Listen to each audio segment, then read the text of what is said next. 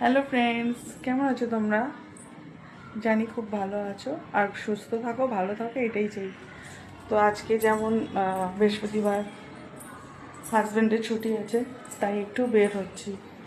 ওই সংসারে কিছু কেনাকাটি করব, আর কিছু কাজ আছে, একটু ঘুরেও আসবো আশেপাশে।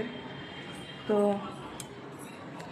শরীরটা ঠিক আছে এখন, তাই একটু বেরাচ্ছি। কিন্তু এখন একটু আকাশটা ধরে আছে, আবার কখন যে বৃষ্টি নামবে তার নেই ঠিক।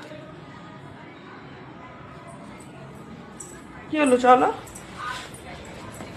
ঝুড়িটা খুলে দে। এইভাবে যাবি? না না এইভাবে যাবি?